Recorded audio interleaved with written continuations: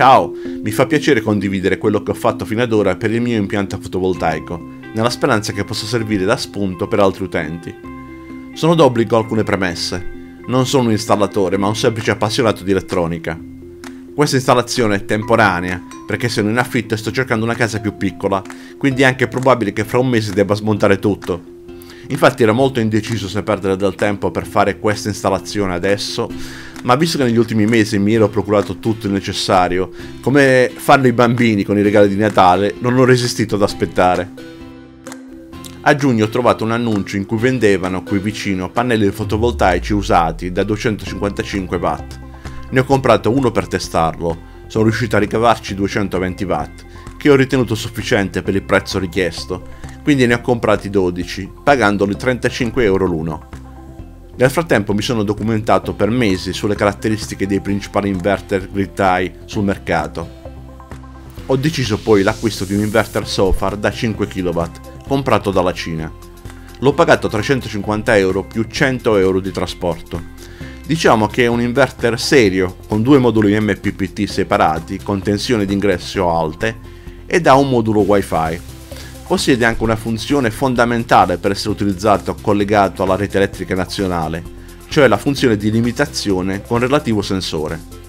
In pratica l'inverter può essere impostato per produrre solo la corrente elettrica che serve in casa, per l'autoconsumo. Non viene immesso nemmeno un watt nella rete elettrica del gestore. Gli inverter Sofar vengono commercializzati in tutto il mondo, in Italia con il marchio Zucchetti e con un firmware italiano, naturalmente a prezzi più alti. Ho posizionato i pannelli sulla parte del tetto rivolta a sud-est. Ho creato due stringhe da 6 pannelli ognuna. I pannelli sono collegati in serie per un totale di circa 300 volt per stringa. Questo perché ho dovuto portare i cavi fino nel sottoscala, quindi ho cercato di perdere meno energia possibile, tenendo alta la tensione e bassa la corrente. Infatti i cavi trasporteranno al massimo 5 A su una lunghezza di circa 25 metri di cavo da 6 mm quadrati.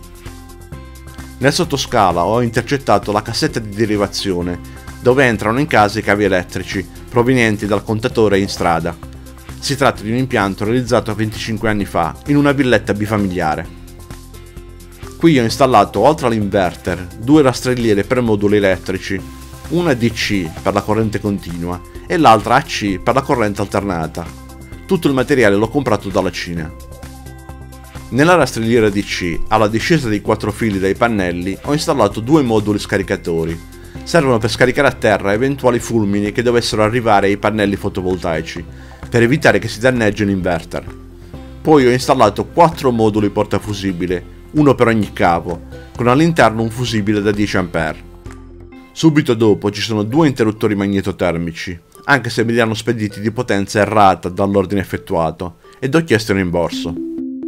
Dal lato AC a corrente alternata troviamo un modulo misuratore Wi-Fi che ho voluto comprare, ma non è necessario per l'impianto fotovoltaico. Poi troviamo un modulo scaricatore, sempre per evitare danni da fulmini, ed un interruttore magnetotermico. Non ho toccato il vecchio impianto elettrico, gli ho solo unito l'uscita AC dell'inverter e ho aggiunto una morsettiera equipotenziale al cavo principale di messa a terra dell'impianto, visto che ci ho aggiunto 3 nuovi cavi. Sul cavo di fase in ingresso ho posizionato il sensore del limitatore di corrente dell'inverter. In poche parole, questo non fa altro che misurare quanta corrente elettrica sta assorbendo l'impianto di casa e cerca di fornire lo stesso quantitativo prelevandolo dai pannelli fotovoltaici. In questo modo non viene immessa corrente nella rete elettrica esterna. Nel caso si staccasse il contatore esterno, il sensore misurerebbe 0 assorbimento e l'inverter immetterebbe 0 potenza. L'impianto è attivo da circa 10 giorni, lo tengo sotto osservazione, oltre al fatto che devo terminare ancora qualcosetta. In realtà ci sarebbe tanto altro da dire, ma il video verrebbe lungo 2 ore. Se l'argomento interessa posso realizzare qualche altro video di approfondimento. Eventuali consigli ed opinioni sono ben accetti, se costruttivi. Ciao, al prossimo video!